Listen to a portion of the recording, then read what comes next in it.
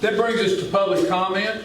Our typical procedure for public comment is you come to the podium, to the microphone, give your name and address, then try to limit your comments to 3 minutes. I know that's not easy, and I'm not going to be a stickler about how long you talk.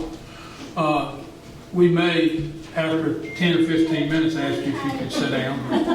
We're not going to get real involved. I know that many of you are aware of Jay Crowder's video that he did with the Allegheny Journal on the 20th. And we had a special called meeting that night. We went into a closed session to address some of the issues he brought up, and we've worked on that. So with that, I will open the floor for comments. Come to the mic, give your name, address, and try to remember 3 minutes. Anybody want to speak?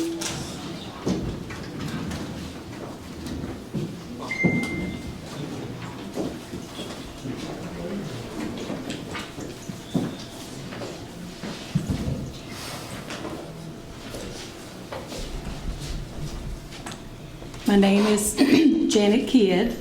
I live at 901 North Beverly Avenue. And I know most all of you, except maybe one. And a lot of people here I know. And I don't know everything that's been going on because I haven't been here. And I'm ashamed to say that I haven't. After tonight, I will try to be here every time I'm available. Because I feel like this is our duty as a Covington citizen to support our city and let you all know we want a voice. We want a voice. I've talked to several people the past few days.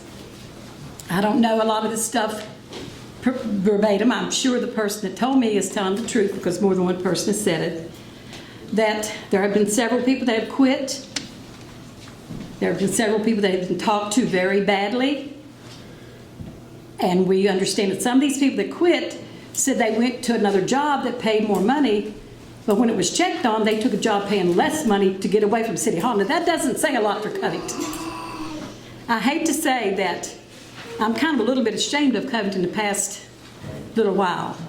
And I would like for everybody that will to call somebody the next time we have a city council meeting. I've been on the phone, I've been on text, and I would like to see us make a difference. Covington's a nice town. I love it. I've lived here all my life, ever since I was 8 years old, and I feel like that we have a lot of potential. But we don't want city council making all the rules without us being a part of it. Do y'all understand? I mean, I'm not trying to be mean. I'm just saying we like to have a voice. Thank you.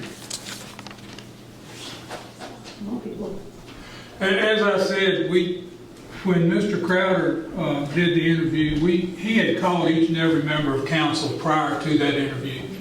And we all heard him. That's the reason we had a closed session that night, because we wanted to address some of his issues. We've had some things happen since then that we have a closed session again tonight to finish addressing those issues. I'm not going to drag this out. If nobody else wants to speak, I'm going to move on with the agenda.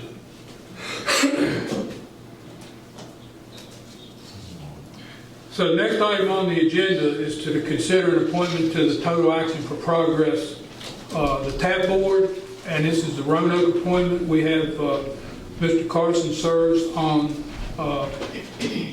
Ms. Campbell's board, local TAP board, and this would be the appointment for the regional board that meets in Roanoke. Stephanie Clark has said she would be willing to serve, and I don't know that anyone else has come forward. I would entertain a motion to appoint her. I'll make a motion we appoint Stephanie Clark. I'll second. All in favor? Aye. Ms. Scott, did you contact Ms. Clark and let her know that she was appointed? Before she changes her mind. Before she changes her mind. Yes.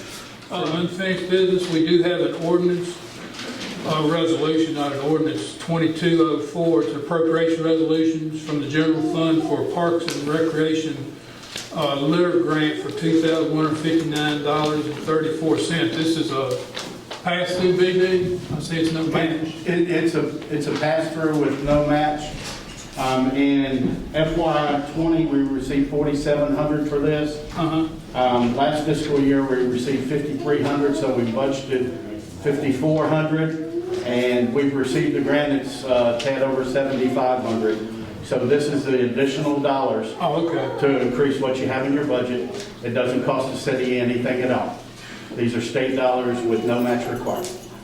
So we put that on the agenda for next week? Yes. Did you get it? Yes, sir, I have it open on my computer. So I apologize for that. Just kind of keeping with the normal flow of the updates that I typically provide you all with regards to economic development. Very pleased to share that obviously the rebrand was featured for the EDC Richmond Biz Sense, which is a business magazine. And just this week in VITA, which is the Virginia Economic Development Association, which is a statewide organization very similar to VEDP. It was featured in their newsletter, so that's a statewide publication. With regards to historic Main Street revitalization, the due diligence period for Project Sparkle, which is the former Boardman's Building and former Leggett, has begun. This will continue for roughly 12 months for planning and financing. Timmons is an engineering firm which has been engaged for survey and preliminary engineering design work on tourism infrastructure from components from the downtown revitalization plan that was completed. I think it's important to note that that plan was completed earlier or late 2021 after multiple rounds of public input and through a planning grant from DHCD that we had received from the state. Also working on developing and fleshing out with the mayor and vice mayor further ARPA eligible support for small business, recovery and economic development as far as the impacts to COVID-19. Namely, we're working on trying to set up a small business coordinator position. That's also something that the downtown revitalization plan recommended. That job description is currently with our assistant city attorney for review, as he also has a very good financial and finance compliance prowess on the legal matters. Rivermont School redevelopment, very pleased to share that Landmark Development submitted a preliminary intent to apply to Virginia Housing, which means that they are intending to submit their grant application. With the pad site, the notice to proceed for tree clearing went out to Dooley's, which was our low bidder and our one bidder. But my understanding is they've done work previously for Allegheny County and have done a stellar job with logging and tree removal, so they will be proceeding with doing that. The contract is under finalization. The work on the RFP for construction of the pad site's underway. That's kind of being developed as we speak by our engineering firm that is being used for that, and just pleased to report that the IDA is now meeting monthly, which is good progress. And with regards to major projects, Rayon Bridge, the study of alignment is occurring at this time, and this will help determine where and how the bridge lays for safety of travel. No renderings have been provided yet. Maple Avenue Phase 3, the plans were submitted formally to VDOT last week for review and comments. We hope to receive those within 2 weeks.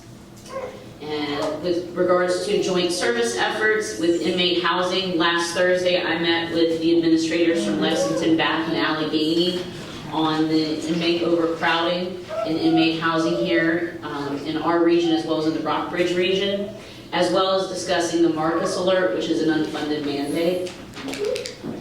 The school's facility use agreement, there's a draft that's been developed and soft maintenance costs identified for Casey Field and the Jackson River Sports Complex.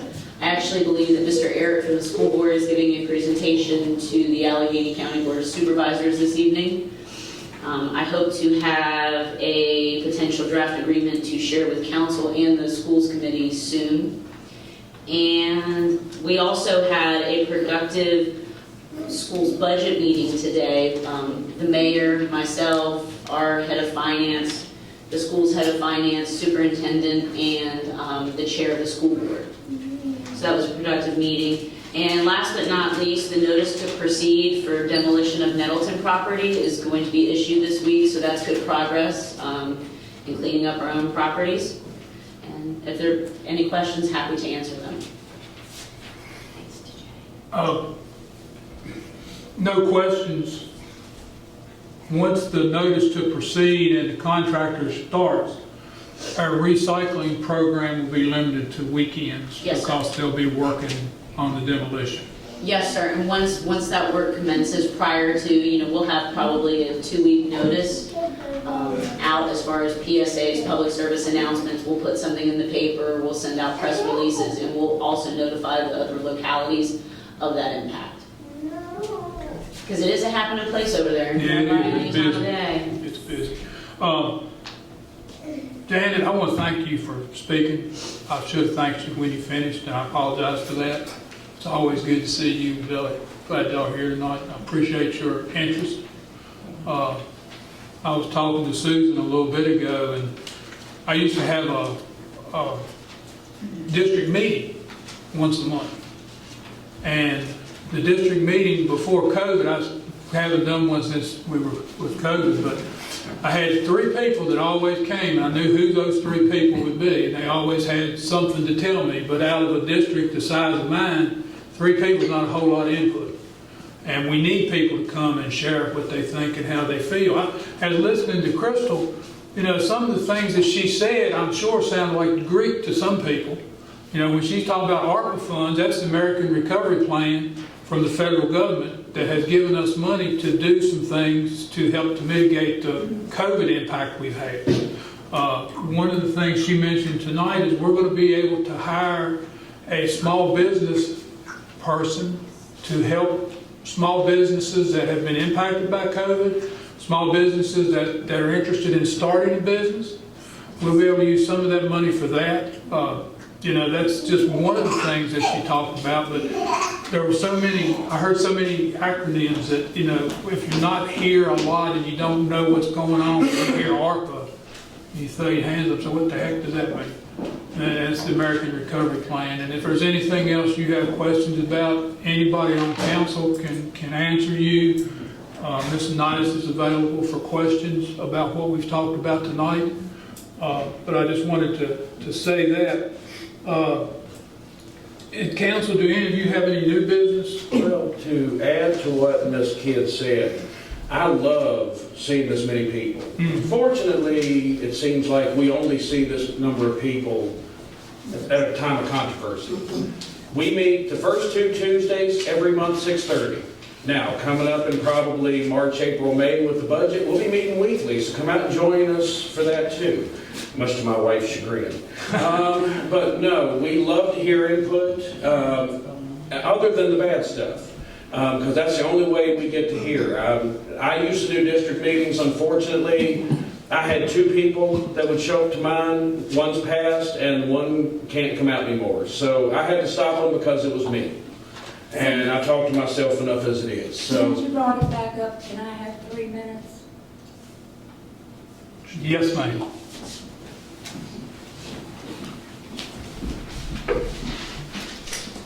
My name is Ginger Lipes. My husband, Keith Lipes, all of you know, and y'all sit up here and act like you don't know what's been going on. Y'all know. It's been all over Facebook. You're on my Facebook, Tom. I've put it all out there for you. My husband left this city and took a job making $5 less an hour and driving all the way to Roanoke and back so he didn't have to put up with her and him.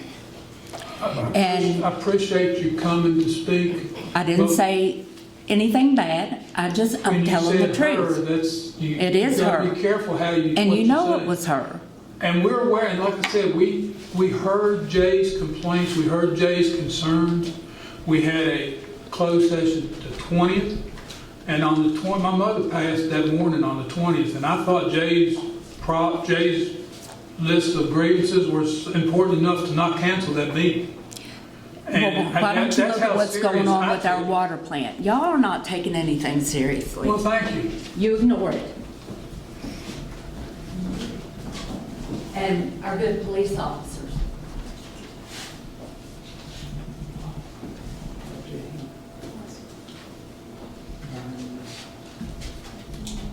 So it's time to go into closed session. Y'all ready? Yep.